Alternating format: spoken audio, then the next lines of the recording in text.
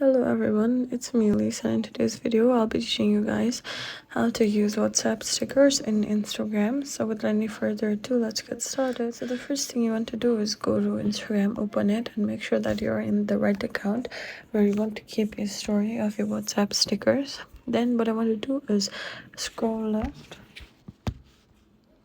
like this. Then I'm just going to click a picture here, and as you can see on the top there are different options of text, stickers, music, enhancements, etc. So click on the second option, and here what you want to do is there's many options here, and you want to click on AI stickers or just search for WhatsApp on the search bar, and here you can have multiple WhatsApp sticker choices.